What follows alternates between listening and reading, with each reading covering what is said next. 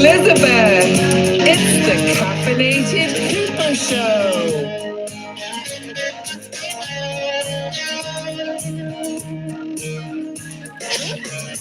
Oh, good evening, everybody. It's so wonderful to see you. I cannot wait to get to our next guest. He's just so cuddly. Like, we're just going to sit and look at his cuddliness. He's sweet and kind. No, really. He is a major actor in Hollywood and all around. And he's been working on a few projects, one of which we're going to talk about where him and his son both perform within the project. So we're going to find out all about James DuMont in just a moment because he has graced our stage with some time for us this evening. And I am very, very thankful. As we know, it's the holiday season, so it's really tough to get a hold of people. And he's just an absolute sweetheart. First up, let's do a shout out to our sponsor this evening, Red Bar. Red Bar has been with me for quite a while, quite a few seasons or two. And Red Bar it's full nutrition. It was developed actually in season 1. They came on as one of the sponsors. They've hung around for 5 years as we're going into season 6, starting January 1, 2022.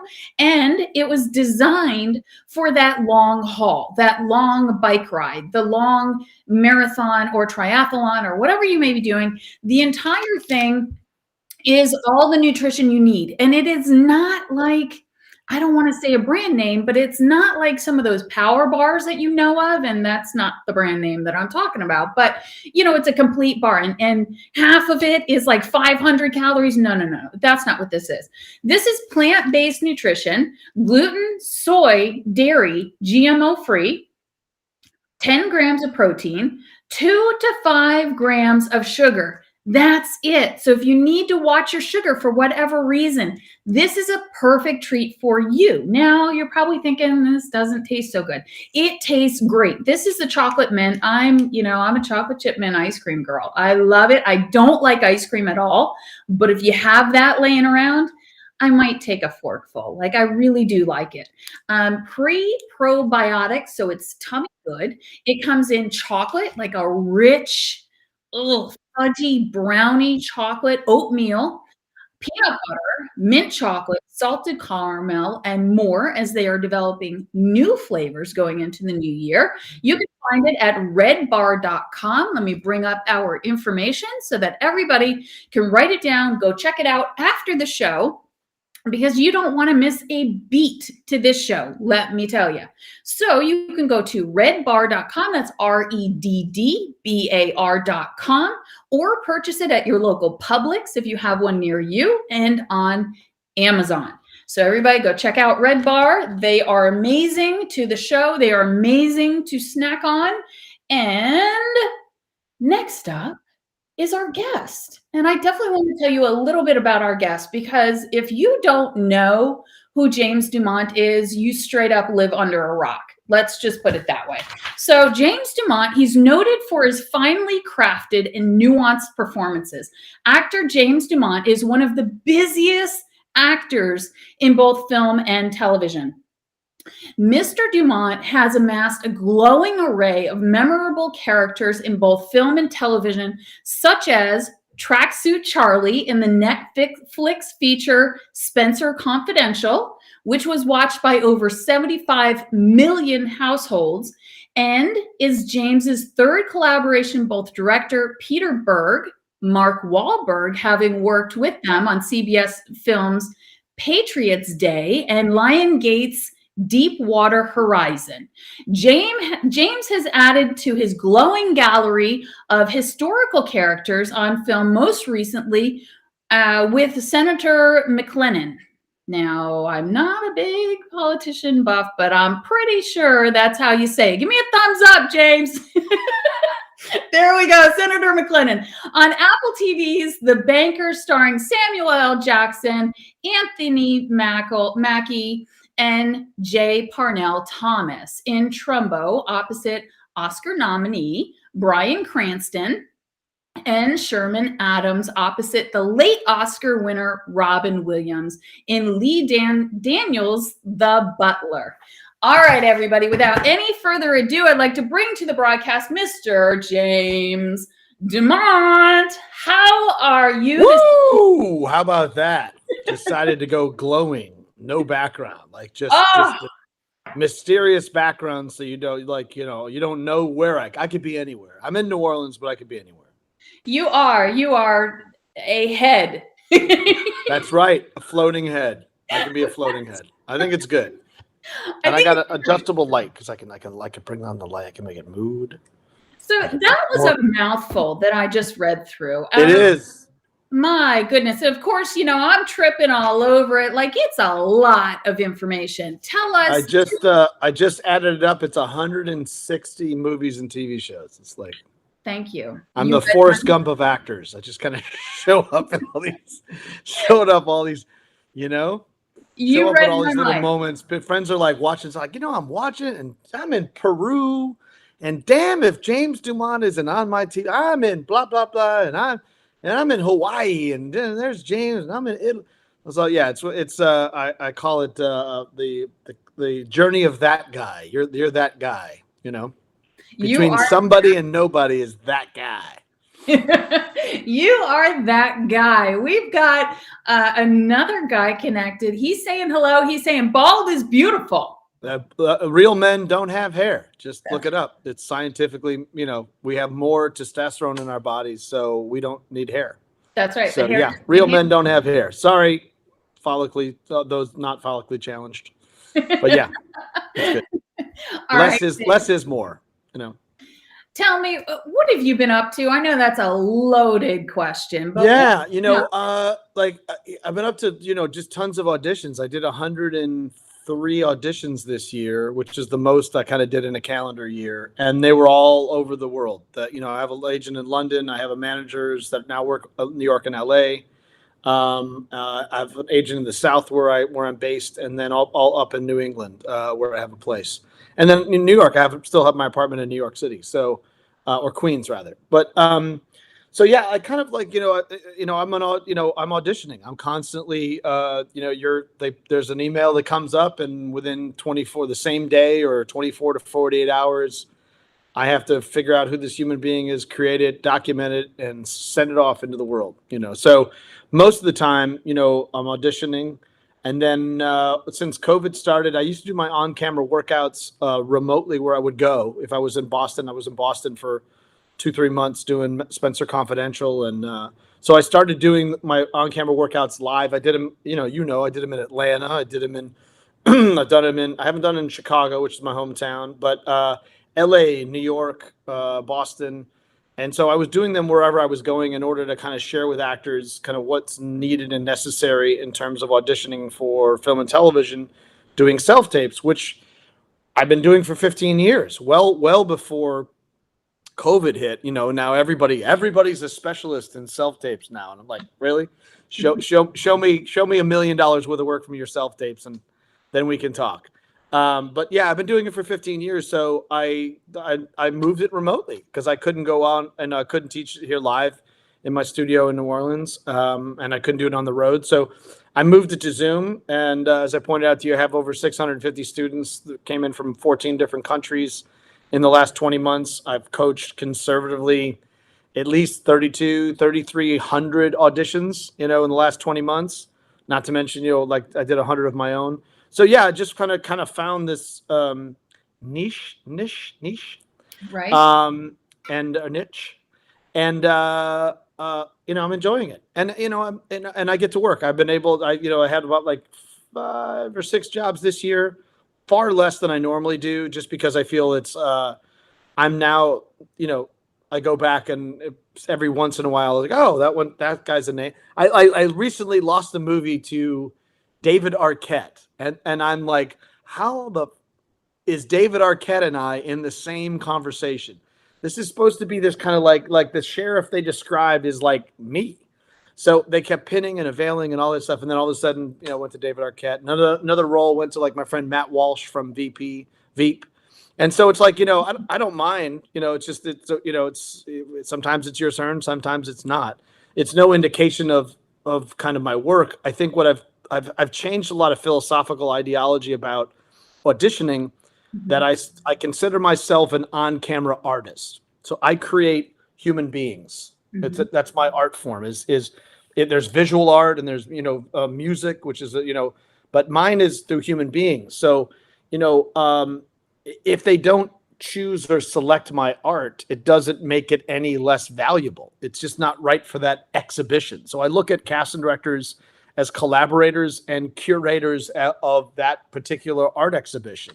And my job, as best as I can, is to make sure that my art is interesting and truthful and provocative and elicits a response, not just necessarily a job. So I may not be right for that. I subscribe to the title of my teacher Tim Phillips' book, audition for your career, not the job. So it's like, I may not get that job, but I get some job. And that's mostly because I just do the best work I possibly can do. And then when I'm done sending it off, the show is closed. I've already played the role.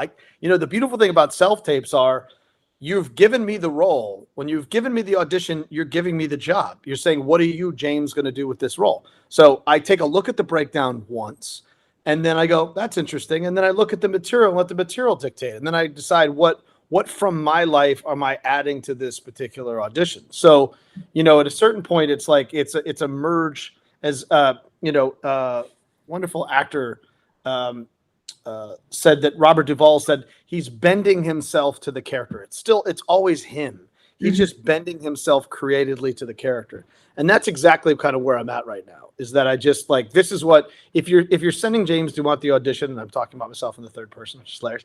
If you're sending me the audition, you want to see what I'm going to do with it. What is my you already know what the material says. You've got an idea from my body of work of what I'm going to do. And I love to do things that they wouldn't necessarily think about or keep in mind. So, my take one may be very close to what I think is in the ballpark of what most people are going to do. But my take two is definitely an alternate. And sometimes my take two, I'll switch them and I'll lead with one that's a little more provocative. For example, I just booked a top of show guest star on Dick Wolf's FBI. My take one was right in line with all the procedural, everything you'd see in a contentious, everything you'd see in a Dick Wolf show. And then my second take had a whole bunch of more sarcasm and humor and more of my personality, and ironically, when I got on set, I don't know which one they chose to show to the producers, but when I got on set, the director, and I don't know if the director even saw my audition, the director loved that they were like, well, let's see, like what I was doing. And it was like, that was closer to what I did in my second take, is I led with the take that I felt was totally in the tone and the style of that show. And then the second one's like, this is what I would do. This is what, if you put me on set, I will deliver this, because I think this is more interesting than what we've seen many times in the predictability of a procedural show. You're expecting the NYPD and FBI to go toe to toe. You're not expecting these other little elements. And many times, I bring my funny bone to drama. It's like my funniest comedy stuff is in all drama shows like House, or it's like, or even I had a recurring on God, I can't remember the show with McDreamy. What's the show with me? Grey's Anatomy. Grey's Anatomy.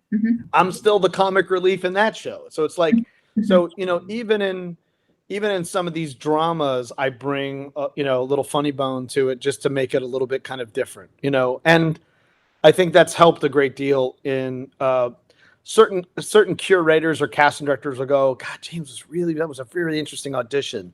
It's not right for this project, but maybe I'll go for this other role, or my friend's doing such and such project. Why don't I send them his audition? So it's like, as long as I keep putting out the most interesting, truthful, grounded, provocative, crafted work I can, whether, an artist doesn't create work in order for it to sell. Not the artist that I know. An artist creates because they have to. Right. I've tried other things. My sister's gone off to become very, very successful in, multi-$100 million companies. I could easily have joined them at any point in time. I just was never my thing. This was the thing that I was, it chose me and I chose it. So, at a certain point I kind of go, and I'm all in, I've been doing this. I'm in my 40th year since my SAG card. So it's like, I'm just excited to see what character is going to, what human being is going to be waiting for me in my inbox. Absolutely. So with some of the students that you're coaching, you had mentioned that you have a large body of work. Well, of course you do. 40th year within your SAG card. I mean, right. the amount of work, the different characters you've had is magnanimous. Now, what about somebody that is, maybe 5-10 years into it? Nobody really knows them. That's what 95% of the acting pool is within that category. So how do you coach them, knowing that they don't have a large body of work to be able to display as a newbie?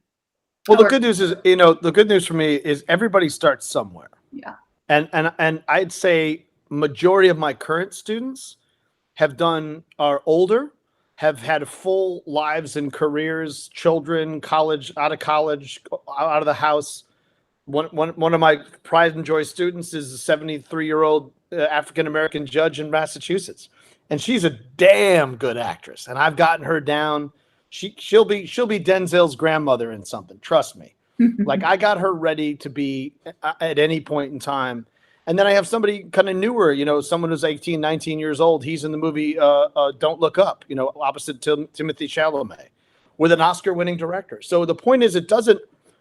I find self-tapes are the great equalizer, because if someone is going to be watching on the other side of that self-tape, even if it's through Breakdown or Backstage West or it's through Actors Access, if there's somebody watching on the other side, it doesn't matter who your agent is. It doesn't matter what your experience is. It doesn't matter, who you trained with. The point is if you can bring and deliver a human being that's interesting and provocative, that is creatively, supported by the material, you can move very, very quickly. I find most of my students, and this has been the joy in the last 20 months of very focused and concentrated teaching. I do workouts Wednesday day and Thursday nights. I've pulled them back a little bit. Then I do a lab on Wednesday nights, which is like a master class, and I break things down into core work.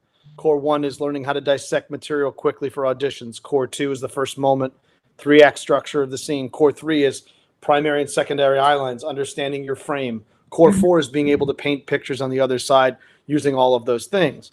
But, I found the joy for me now is I can take anyone, no matter where they are, and get their work in a way that's provocative, competitive, super crafted, and fun. The thing, this is supposed to be fun.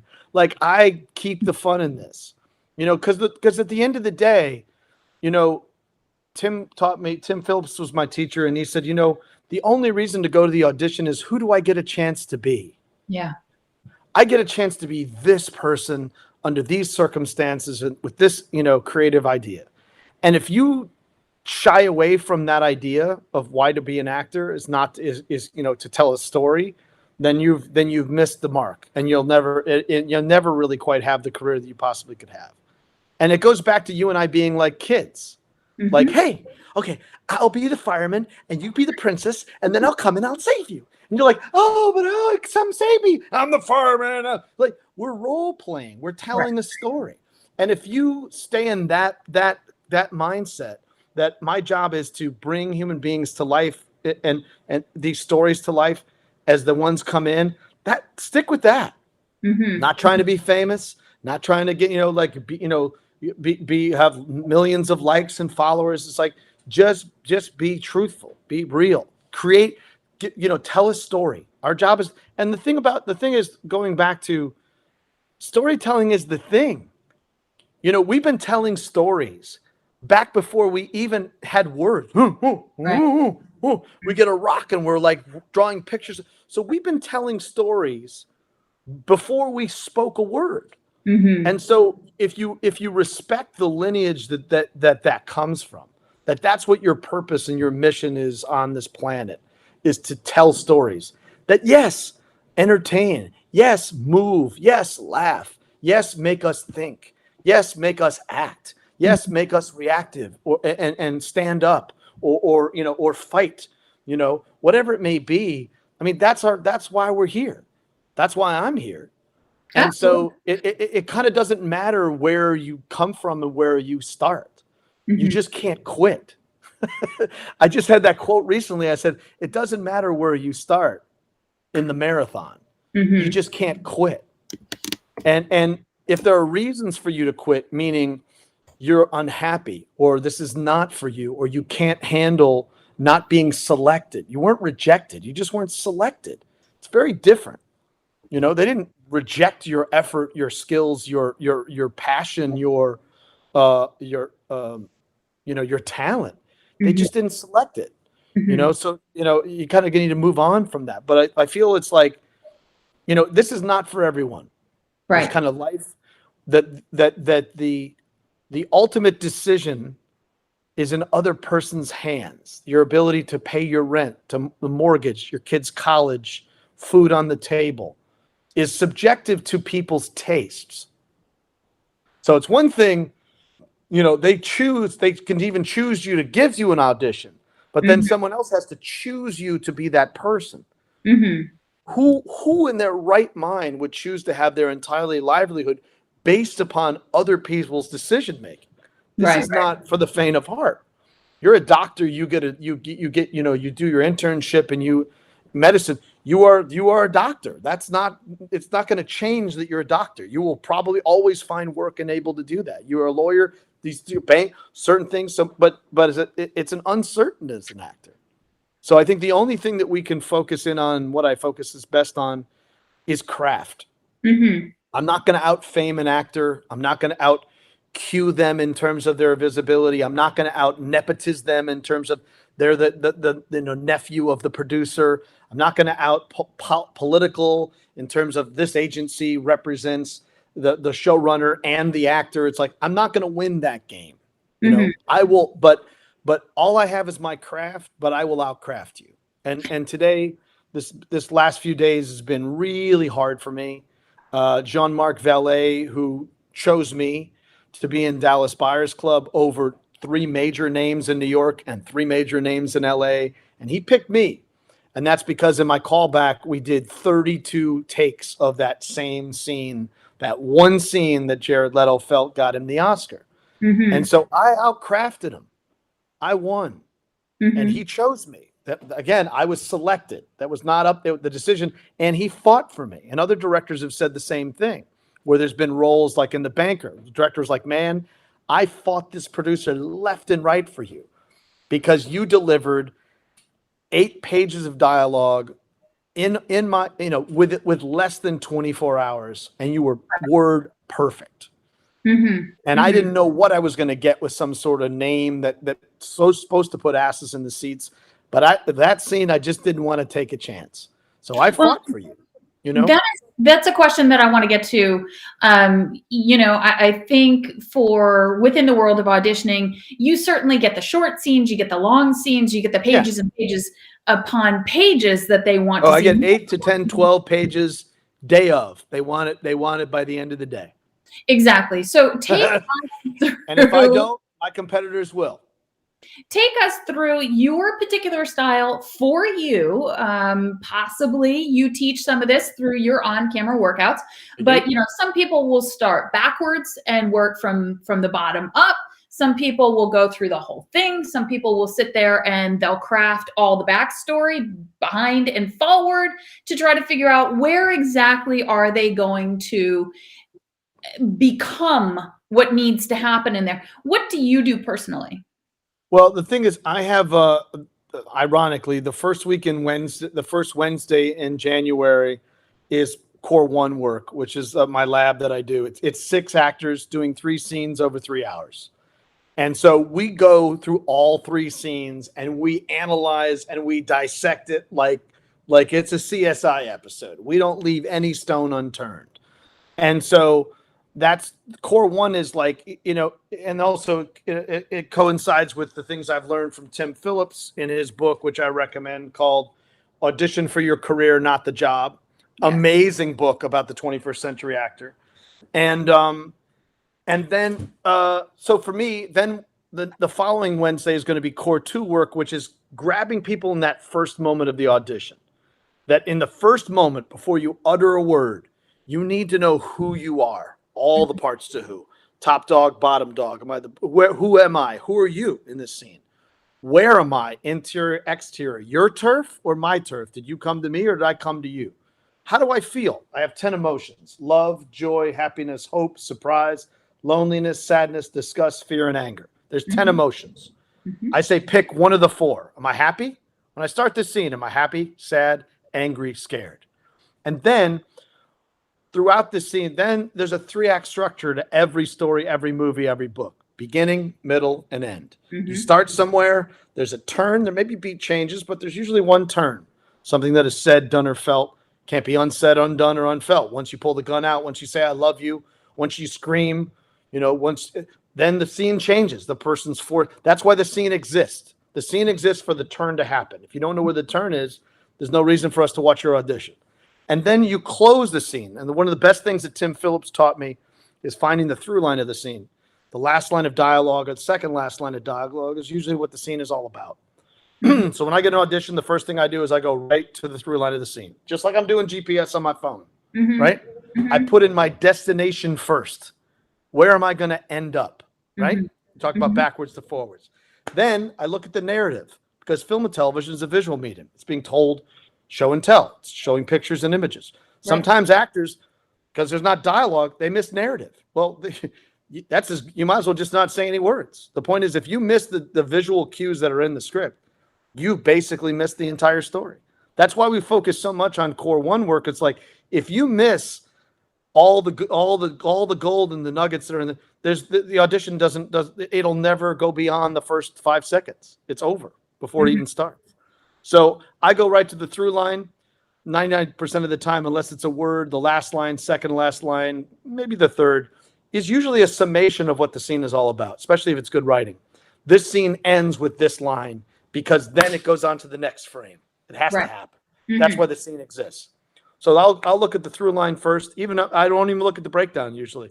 I'll let the material tell me, and then I look at the breakdown, because the breakdown may not have been created by this person. Also, it may have changed drastically. There have been rewrites of the script. So I'll look at the through line, then I'll go to the narrative. What are the visual things? What are the things that are said or done in the scene that have to happen, that are just as important as the dialogue?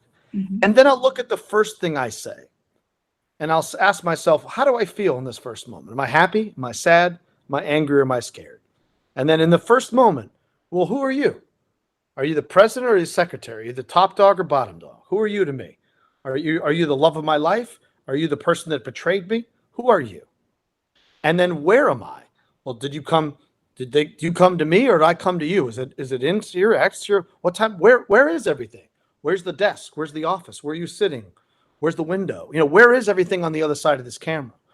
And then I ask myself, what do I want in this scene? And if you don't have a purpose and a reason for the scene, now it may take a while to discover what the want is or the need. But if you don't know what you want in a scene, there's no reason for us to watch it. What happens is 50 to 70% of the actors do present what happens in the scene, not what the scene's about. They present, they know the words. This is them in the words. Let me just present you the words. But they're not getting to the deep things of what the scene is about. The scene is about love or betrayal, or break it down into 2 things. All scenes are either love or power. It's either a power scene or a love scene. Now, there's love, sex, power, violence. Sex and violence can fall under love or power. So I just go, it's a love scene or a power scene. Unfortunately, in the world that we're living in right now, very few love scenes. We're losing the power of love. Almost all scenes are now about power. Meaning the immense power of love is far greater than the power of power. But we are in a power mode right now. The haves, the have-nots, the divided states of America, masked, non-masked, vaxxers, non-vaxxers. It's exactly what people want. They want division. So in order to curtail all those particular things, so when I'm getting my audition, I'm trying to figure out, what do I want this person to understand about me?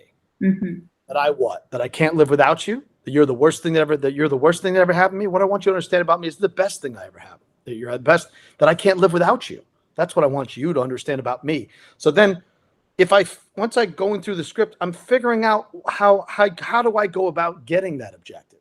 Now, I don't superimpose an objective yet. I usually wait till I'm done reading through the scene a few times. And then I look for the turn of the scene. As I said, the turn is something that is said, done, or felt. Once you say it, once you do it, once you feel it, once you let the cat out of the bag, you can't put it back in. You can't put it back. It's already done. You know, right. You said it. You said, I love you. You pulled out the gun. You cried. You choked then it changes, you know? And so, you know, the turn of the scene is when everybody has to deal with the elephant in the room. You can't not, once you say it, it changes everything. It's why the scene exists. Why the scene exists in this movie is otherwise you just be an extra. You know what I mean? You have these words and this scene exists because it has to start somewhere. Something has to happen. It has to close or conclude somewhere in order to move the story forward. Now, not seasoned writers, independent, low budget student film people that are not seasoned. Some of these rules don't necessarily work because there's a lot of cliched performance. There's not a lot of thought about. There's a lot of repetition. There's a lot of showing and telling and showing. So it's like very difficult to, you know, but what happens with those projects is you just have to be more crafted, you know, usually for me. So that's how I kind of look at auditions as I start. And then I start to look at this is a good thing. From my friend, John Lynch was one of my guests in my actor to actor Q&A. He said, he first looks at what other characters say about him. He doesn't look at his dialogue. He looks at the other character's dialogue. I thought that was very interesting, and I've incorporated that.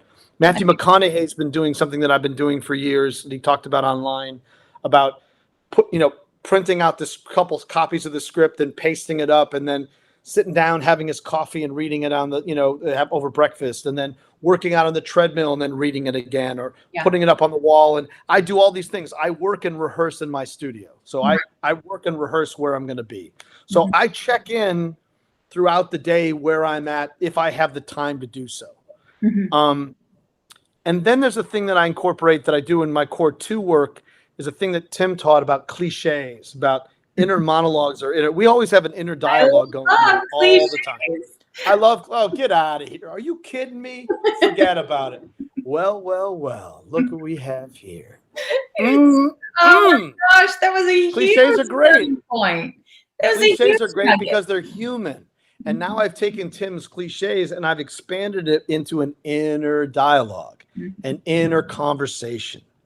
You're looking at me and I'm like, well, man, oh man. Yeah, those are good times.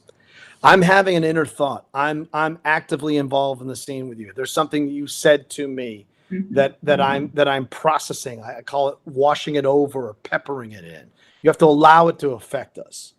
We're getting to a time where, unfortunately, people are becoming very triggered and reactive. Yes. And also they're through isolation, their sense of listening and responding is becoming a little bit more skewed and more difficult. So it's been more of a challenge for me. But, the pinch for the ouch, the push for the shove.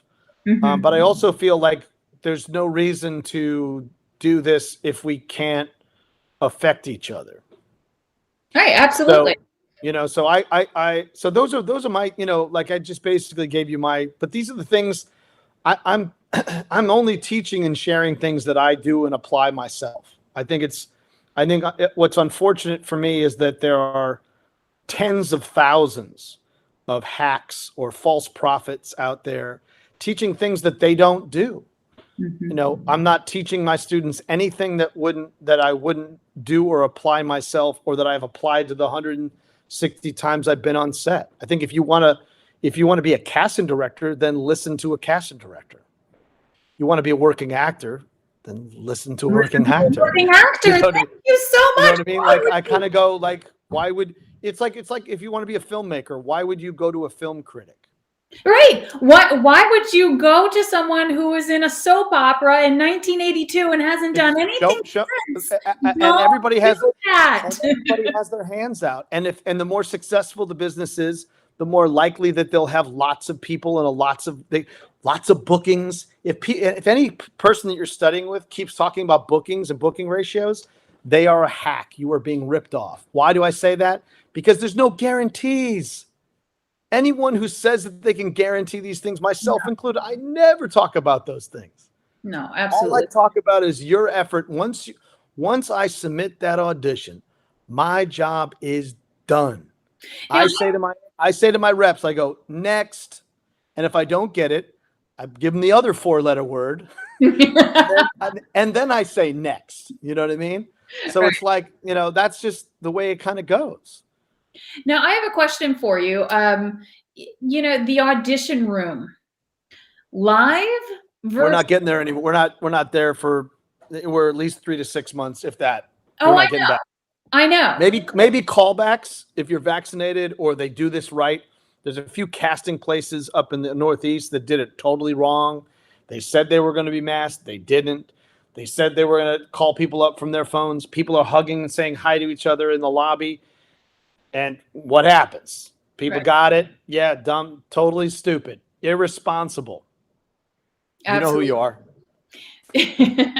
Absolutely. Now, my question on that, however, is the goals within a live room versus self-taped.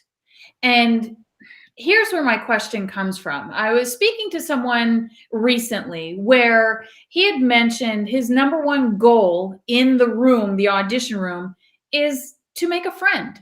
You're there to begin that relationship, to begin that journey. How does that translate when you are self-taping? I have plenty of friends. I found it's not been helpful for me to have friendships with certain casting directors. So we're close, but we respect each other's territory. I found when they get too close, familiarity breeds contempt. I think if they know too much about myself or my life or my family or things like that, I think I've never found that to be very effective. I think it's best to keep a business relationship. So I'm not trying to build a friendship. I am trying to build a fan. And I am trying to build an advocate. I'm trying to build an advocate and a staunch advocate, someone that will fight for me over a name. Because that's all I'm really competing with mostly. Is I'm mostly competing with very talented actors in every single market all over the world. If you're in Los Angeles, there's no reason to be in Los Angeles unless you're with the top 10 agencies, in my opinion. Otherwise, you're invisible. Doesn't matter. Doesn't matter. That's just the truth. You're not with the top 10 or 15 agents or managers. You're in the most competitive market in the world, but you are invisible. You do not exist. So unless you work your way to that, that's the Super Bowl. You can work your way towards though. But if you're not with those group of people, you are waitressing and you are hostessing and you are Pilates and bartending and you are doing everything you can. I just found that to be, and also there's a real focus in Hollywood on, under 30 is really the kind of the deal. But also there's a churn and burn mentality where it's as if, the big agencies will sign someone for a year. If they don't book, they're done. 2 to 3 years, they're out. They have some McDonald's kind of mentality because it's the most competitive market in the world. New York is a smaller market. If you choose to be in New York, there's a little less competition. I think entry-level places to live are great. I think Atlanta now is a little too flooded. There's just too many out-of-work actors that were in New York or LA that have moved to Atlanta. I don't think they've gone to Atlanta to become better or more trained. I think they went there to work.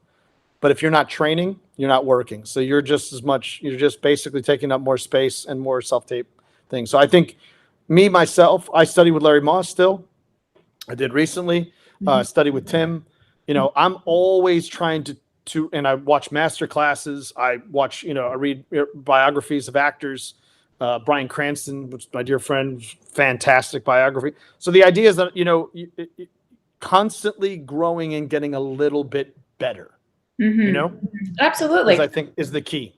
I have a question here from a I have Michael here. Yeah, I keep my classes really small. It's never more than 10. Most of my workouts are between 6 and 8 people. We do 3 hours, so you get plenty of time for feedback and notes. Basically, every Sunday I send out 2 to 3 real auditions that are like currently active. I'm not doing scenes from Friends, stupid things. That's another tell that you're with a hack teacher is they're doing material that's dated and not current. Mhm. All the materials, I have a lot of stuff that's blacked out. I have all the you can't tell when it's from, but it is an active project that's working.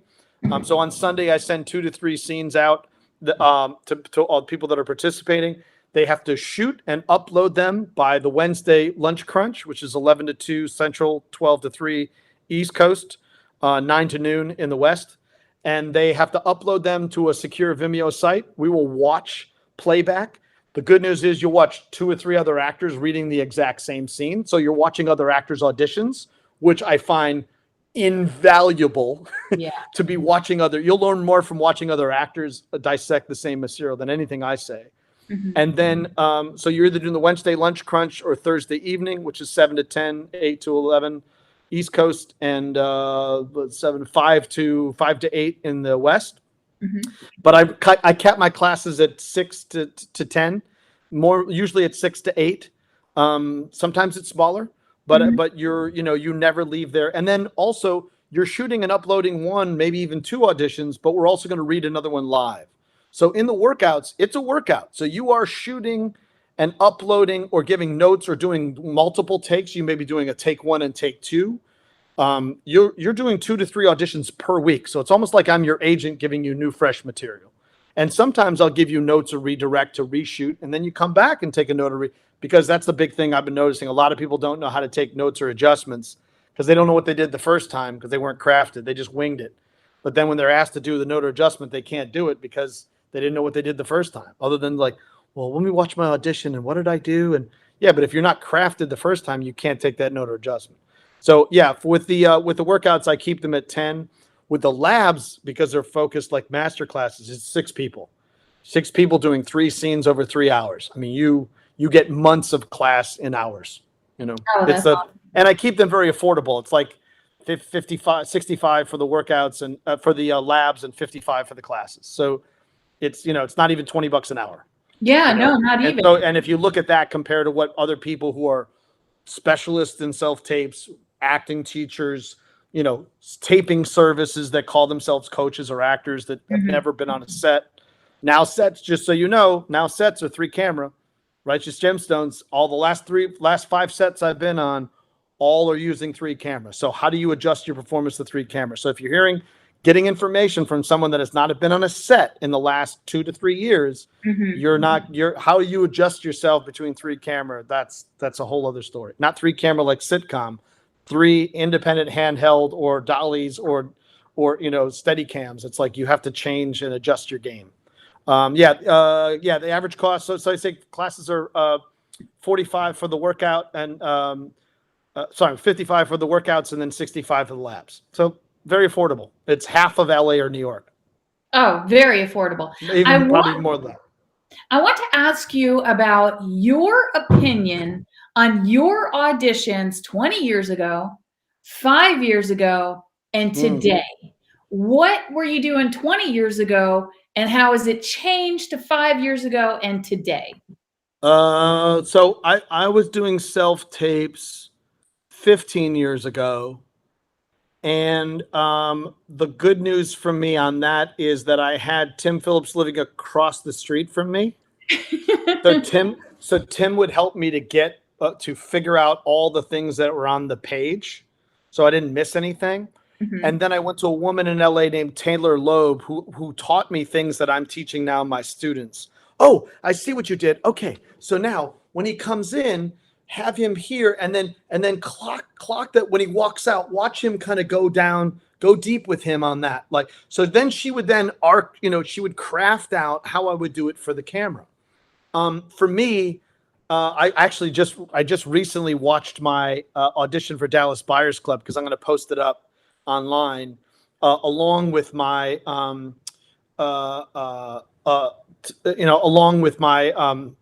the scene. So I cut it back and forth. There's a thing on Instagram called Slate to Screen Challenge. So people put their audition and then they merge it into the real job and then they merge back to the audition. And so it's a great thing. I did it with my banker scene. So you saw my banker audition and you saw what I did. Same thing I'm going to do for Dallas Buyers as a thank you to Jean-Marc. And I have a whole little video I'm doing for him. His sons, actually, because I do want his sons to know how amazing his dad was in terms of his direction and the brilliance of of his work and how he worked. For me, I felt that I was kind of winging it because I didn't, I was doing it so often that I think I wasn't as cognizant about the crafting of things. Okay. I think as I worked with Taylor, but Taylor and I had like an 80% booking ratio. I booked Dallas Buyers, I booked Jurassic World, I booked Hawk Catch Fire. I booked lots of big jobs with her. And so Nashville, because he was a big fan of Nashville, he's like, I really want you to get the jobs. You see? And I was like, we did a whole like, hey Taylor, it's like video, and she like cried, like, oh my God, I can't believe you did that for me. But it was like 15 years ago, I think I didn't understand exactly all the things I needed to know in terms of the frame. And then I'd say 5 years ago, that's a good question. 5 years ago, I was never so much of a stickler on I am about eye lines now. Now it's like, because I mean, basically I tell every actor is like, when you get in front of a camera, give it a big hug. This is your frame. This is your frame. That's the top of your frame. This is the bottom of your frame. Looking to or dealing with things outside of the frame, just pull and distract. And then now I get people to understand eye lines, that this is your primary, secondary. So you're in a frame and there's your eye lines, not out here. And the one thing I learned there is like now I'm more stickler of, say, for example, I've been watching actors going, hey, Steve, I'd like you to meet Joe. Joe, I'd like you to meet Steve. So they're playing to the outer part of the frame as opposed to Steve. I'd like you to meet Joe. Joe, I'd like you to meet Steve. So different. Huge. All you're doing is bringing it in. But what you're doing is when you have a specific point of focus, and this is what I focus on when I get to work about primary and secondary eye lines, is if you say sustained and engaged with where you're looking, the audience will be engaged with it as well. Perfect example is phone work. Like, when I'm on the phone, I'm like, hey, Steve, I want to get together with Joe and wonder what's Tuesday night like for you, Yeah, just let me know. Most people are doing this naturalistically like this, right? So what I do is I change it. I go, Steve, what's going on with you Tuesday night? My primary. Listening eye line, secondary. Okay, well, what about Thursday night? Oh, okay. Friday? So my primary is talking. My secondary is listening. Because I have a specific point of focus, you as the audience are engaged and you're watching me. You're with my conversation. Right. But if I'm spending my eyes all over the place, like a conductor putting his baton all over the place, it's like you're not watching. So the big difference now is years ago, I think I was kind of winging things and I didn't have an understanding of exactly how much an amazing opportunity creating a self-tape is. 5 years ago, I think I really didn't understand exactly how to maximize the frame and eye lines. And today it's like, I just, I can't wait for the next one to come in. Now I've had months where, 17, 20 auditions in a month and the deadlines are just brutal, and I'm just, cursing the day. Like, how am I going to do all this? This is a champagne problem I've wished for years. Right. Exactly. And then, careful what you wish for. Now you got to figure this out. And I prioritize. I go, okay, this one's due here. This is 5 pages. This is a 1-pager. I'm going to take care of this right now. 1-pagers, I do it. If it's 1 to 2 pages, I do it. I turn it around immediately. I don't even wait. I don't care about the deadline. One of my students and Robert Walker Branshaw, the guys from the place we were in Atlanta. The Frat Pack. Frat Pack. Yeah. Robert's going, if it's 1 to 2 pages, I turn it around immediately. And by the end of the day, I'm getting an avail check and I may have booked the job and the deadline's still 2 days away. Yep. If it's television, it's moving quickly. So you need to turn it around as quickly. Don't send in auditions under rehearsed, under prepared. But if you can't figure out how to do a 1 to 2 pager with, same day, I don't think you're going to be able to do it on set. So, and I don't think they think that either. I think they think that too. It's unfair and not right to do that, but with an additional cost of 20% to every budget in film or television, it's become more costly to put people on set. So they got to be a little more stringent. They set the bar a little higher. So 1 to 2 pages now, my modus operandi, especially for television, I did that for FBI. I turned it in 3 days early. I took 1 full day, really worked the material, but I had it in their inbox. They gave it to me by the end of before they had it the next morning. No messing around. And 2 days later, they're checking my avails. And the deadline was still 1 more day after that. So it's like I'm getting an avail check or people getting pinned and booked before the deadline is even up for television. Well, for film, it's a longer casting cycle. It depends on the role. Sometimes I want to take a little more time with the material. I do a little research. It all depends. But I think for me, yeah, some of them got stacked up pretty heavy. And I'll pull lines. I have ways in which that I highlight my lines I'll highlight them and then I'll fold them. I'll cut out the cue lines and I'll just have mine. And they'll all hang in this one. They'll all hang like a laundry. I'll put one set of sides on one side, one on the other. I have all kinds of different things that I do. If I don't have time, I just do whatever I need to do it. I've never found, and I know some people in LA use the teleprompter. So one friend of mine does a taping. I just never found that to be very effective. I think staying on a person and kind of putting the lines in one place or putting another thing on the other side and kind of straddling the two has been pretty helpful. But yeah, some of these deadlines are pretty brutal. And I called up my dear friend who is Sarah Finn is the casting director for everything Marvel. There's not anybody in any Marvel thing that doesn't have her finger on it of approval. And I turned to her, I said, Sarah, this is like in the midst of when it was like I had 17 auditions in a month and she wanted me to turn this thing around really fast. And I was like, Sarah, I need more time with this thing. And she goes, James, you got to turn it around by the end of the day. And I go, why? She goes, because there's all these other names that they're giving me that's on this list. And I'm trying to pitch for you. You just got to show them you could do this. I know it's a lot of material and it's medical jargon. I get that. I understand it. But it's like, in order for you to be part of this conversation, you got to send it to me as soon as you can so that I can still pitch you to these folks. You know what I mean? They're going to look at your reel. They'll recognize your stuff. They do kind of sort of know your name, but it's like, I have to show them, here's the doctor role in this particular Marvel project. Here's what it looks like. This is why I was saying this guy. See what he does here, blah, blah, blah, blah, blah. Now I know you know about this one. I know you here, but I'm showing you. But if I don't have that and in the next 24 to 48 hours to be part of the conversation, it's hard for me to be an advocate. And I was like, but she was brutally honest, and she goes, this one, you can handle this. And I said, yeah, but I got others. And she goes, I know. So you have to put mine at the top of the list, It's like, I was like, yeah, but the other one is 2 weeks in Malibu, in Maui. And I was like, so, I'd love to be doing a Marvel thing. And I think you're probably not going to pay me my rate, but that one's pretty good. Doing a Magnum PI in Hawaii for 2 weeks sounds pretty good to me right now, So, yeah, so, there is that kind of like, you just have to kind of prioritize, things. Now, is there anything that you're willing to admit that you're still working on today? Patience. I think I'm patience, and also I think I have to kind of change this year. I think I have to maybe get rid of the hanging lines for now.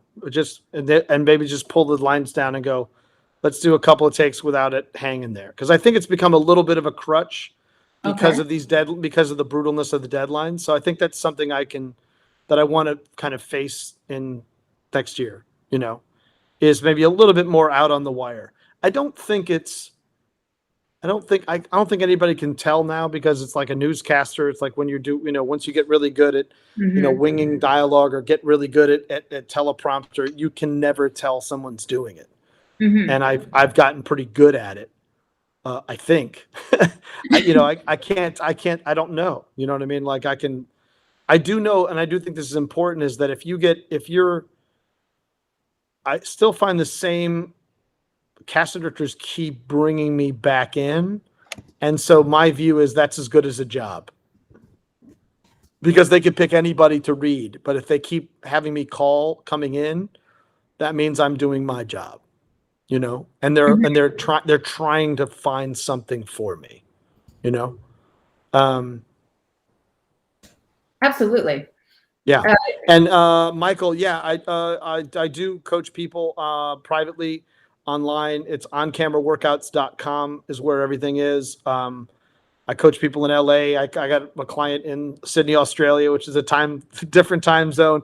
I got a client in Italy, in Bergamo, Italy, Valentina, and I got a client in Mexico City, and I got a couple clients in Canada, everywhere. So we just work out the time zone and we make it happen.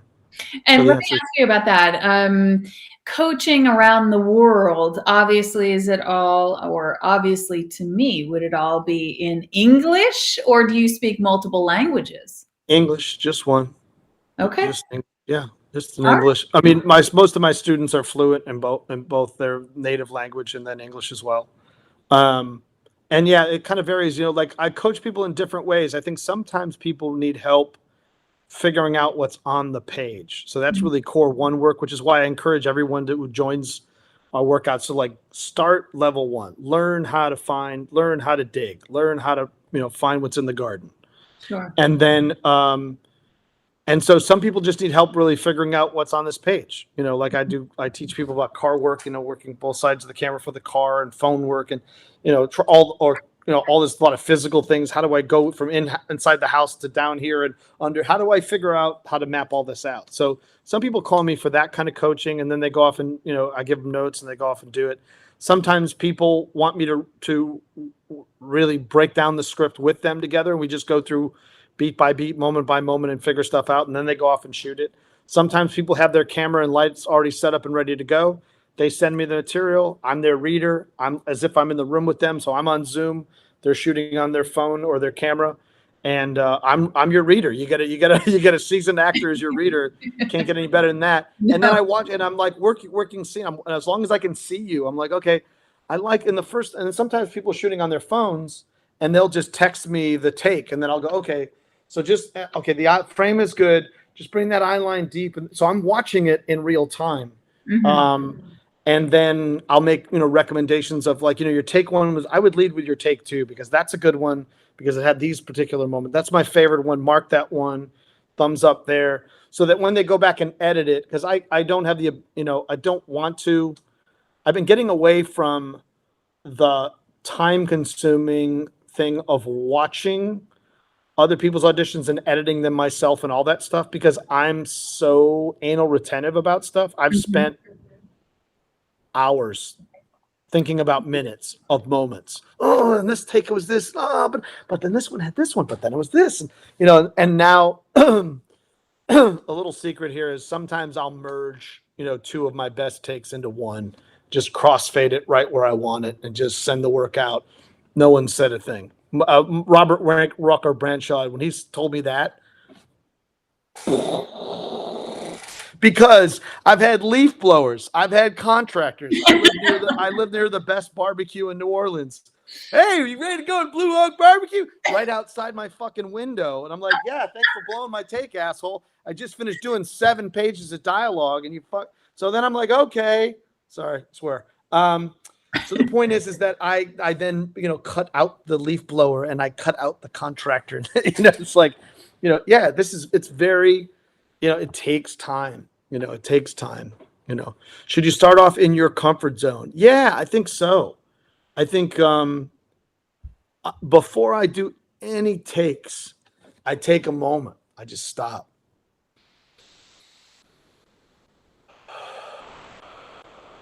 And I just get grounded. Just get right where I need to be. And I'll turn to my guy who's taping and I'll go, okay, let's go. And then I'm ready to go, because there's a lot of distraction. There's a lot of, chaos. I also have the luxury of this, beautiful 150-year-old house that I'm in New Orleans with, 30-foot ceilings and ceiling fans in every room. But there's heavy lath plaster in here. Mm-hmm. Very good. But, I have windows on either side so I can keep, natural light in here. But my studio is kind of like my sanctuary. It's in the back of the house. I have a separate entrance. So when I was doing classes in here, I'd have 6 to 8 people in class in my studio. Now self-tapes, people just come up the back. I just basically tape my readers, for their auditions and bartering back and forth, a few of my students. But I, because of COVID and all this stuff, I don't want to bring it into, Right. One guy works at a strip club as a doorman, another one's a bartender, another one waits table. I'm like, you're interacting with a lot of people, a lot of possibilities.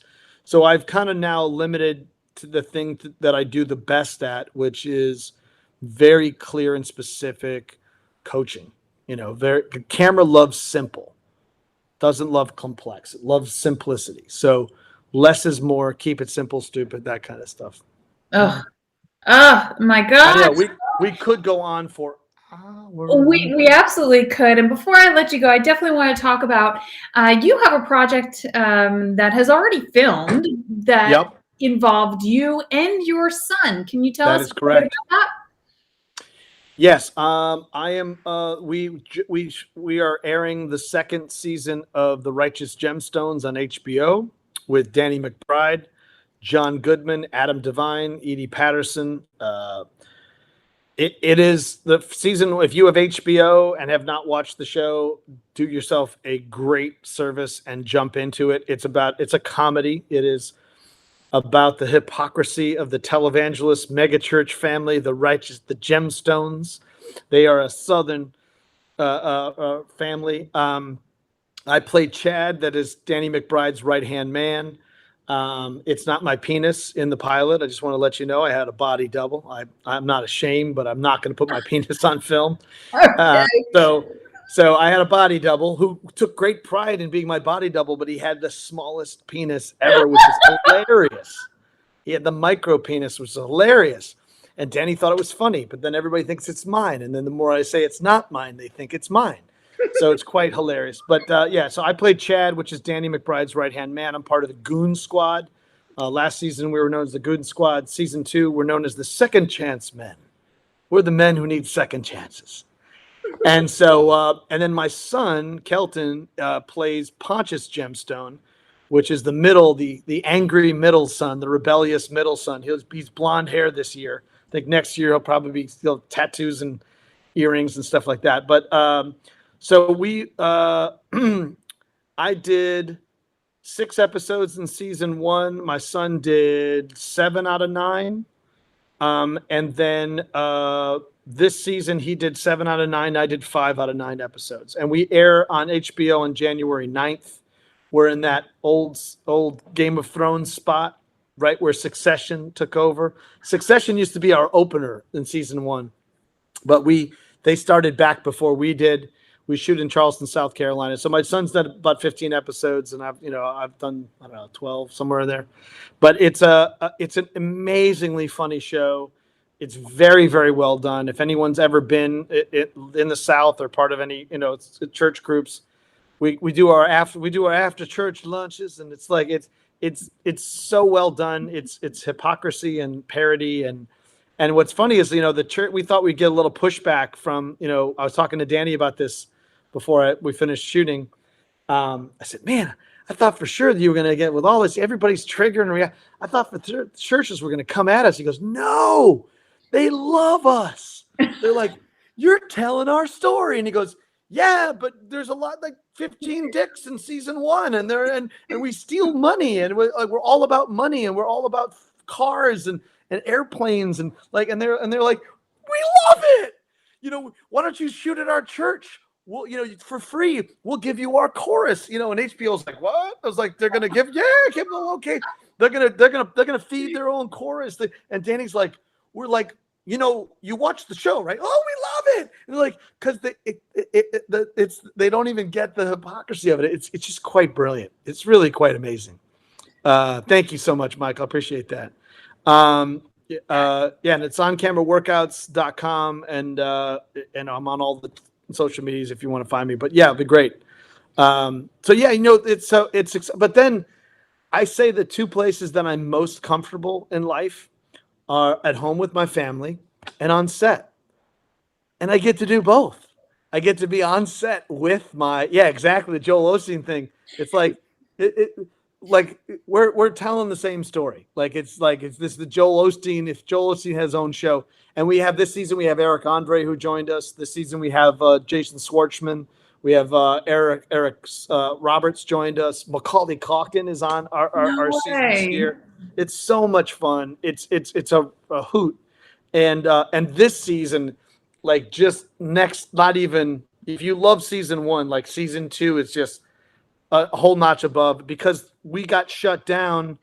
My son showed up first day of shooting, got shut down by the end of the day. So it's like, so then they had an entire year to rewrite they already wrote the whole season. It was already done, ready to go, March of 2020.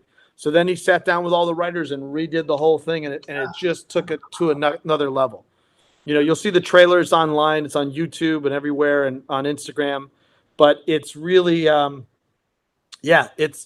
he's now this season we're creating, Zion's Landing, which is a Christian timeshare, much like Sandals. It's really, and then we already been greenlit for season 3. They already gave us the go for season 3. So we're going to go to Zion's Landing, man. We're like where this show is going. I just easily, we're looking at five seasons or more. So, and then the fun part is my son and I are on set together. Sometimes I'm his personal assistant, and I'm bringing, here's your water, Mr. DuMont. I got it down. The temperature is at a really crisp 72 degrees. I hope it's not too warm, so I'll bring him snacks from craft services. And then sometimes he's at the monitor watching me work. And so, it's a father and son kind of business thing too. So it's really exciting and then they put us up in Charleston. We're in a beautiful hotel right on King Street, and we go boat riding on the weekends. And so it's just like, it's a joy, it's a real gift, and Danny McBride, let me tell you something. I've been in the business for 40 years and that guy is as good as gold, and everybody around him, there's no more welcoming group of people than I've ever had. They're just incredible. There's something about when the person at top is really an exceptional human being, they draw other exceptional people, and that's, and John Goodman, same thing. Cassidy Freeman, who plays my son's mom, she's like, he's my son. He's my boy. I don't have a child. It's like, your son is my son, and so it's really quite wonderful. He is up and down the street a fantastic individual. So. Well, thank you so much. Yeah, that's what's going on. And I got a couple other things coming up, but mostly, I'm also doing an episode of Claws coming up on the, not the 9th, 13th? No, 16th of January. I'm on a Claws episode. My first role is as a judge, Southern judge. Oh, no way. Little Southern judge. So yeah, I'm moving up to the judge's role now. It's the baldness, my man, right, Ken? It's the bald. They want the bald. They only trust the bald judges. What's up, Joe? Well, tell Kelton that I said congratulations. That is awesome. My goodness, you've got to be pretty fun. So, yeah, exactly what you said. The love of family and the love of what you do. It's how many. And I get both of it. I get like a whammy. So how do people get that experience? Like so few.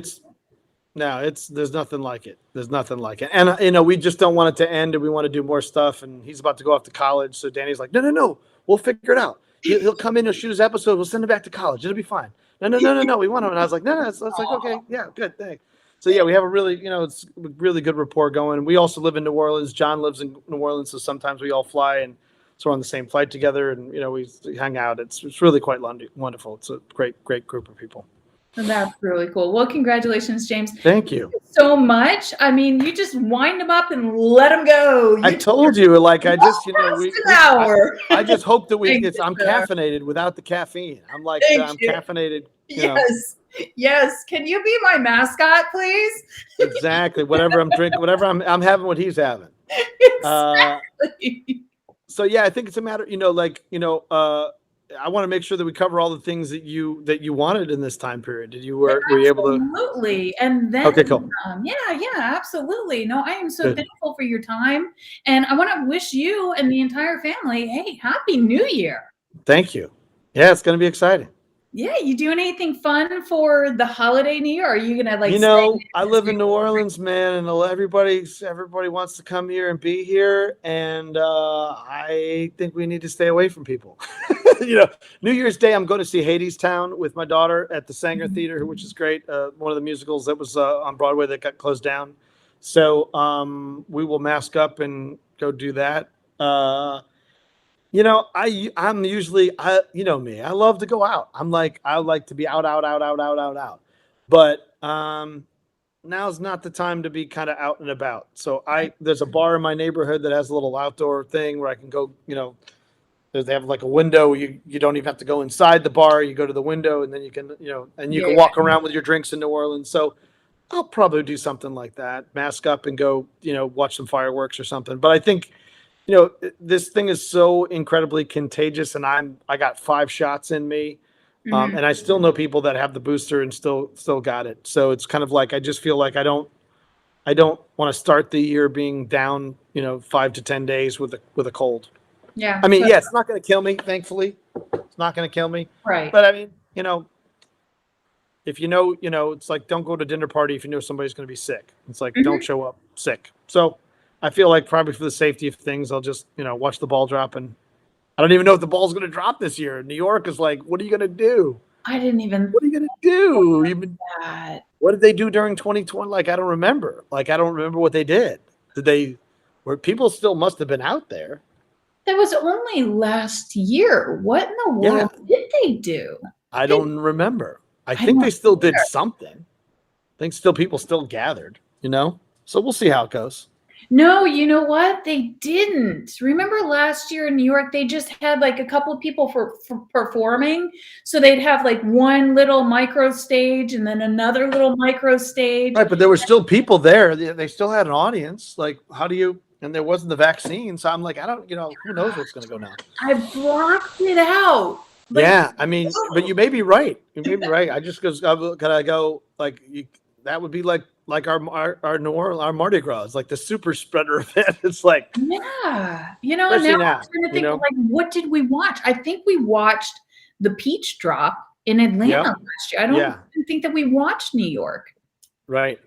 Which is, it's been going on forever. So we'll see. Yeah. All right. And what are you doing? What's your plans? You're looking at them. Exactly. Yeah. And not picking up a little bottle of champagne, kicking back in pajamas and slippers. I'm with you. Exactly. Everybody who's been following the show knows I've been going through procedure after procedure after procedure. So I've got spinal surgery coming up at the end of January. I'm not going anywhere. Right. Yep. Gotcha. Yeah. So it's going to be, with the family, having fun, doing something. That's about it. Yep. Cool. Well, hopefully I'll work my way out to Atlanta when it's all safe and sound. We'll hang out, get a drink. All right. And that would be great. It's long overdue. Yep. Man, Absolutely. I was there like right after, but it was just too early. And then also the hotel was like, I can't have anybody come even visit me. I was like, okay. No, not even in the bar. There's like, no, the bar doesn't open downstairs. I'm like, oh shit. That's right. The last time you and I were in the same room together would have been like 2017. Probably. Yeah. How crazy is that? Yeah. So it's long overdue. I'd love to see you again. I'd love to hang out and catch up. Sounds and good. James, thank you so much. You're an absolute delight as always. And thank you, everybody. Thanks for listening to me gas on. Yeah. No, you're awesome. All right, James, we'll have a wonderful evening and we'll catch you soon. Thanks again. Right. Bye now. Oh my gosh, what a great interview. He is an awesome guy. Make sure that you follow him. You check him out on IMDb at James DuMont for Instagram, James DuMont on Facebook. Take a look at his on-camera workouts and maybe you can go ahead and share it to all the people that you know, because I'm sure there's somebody out there that needs his expertise and needs his help. So as always, everybody, have a very safe New Year's. This concludes the entire day, number 7 interview of the day. We did it. And now go have a great New Year's. Happy New Year's 2022. As always, we are blessed. You are blessed. Mwah! I love you. And I will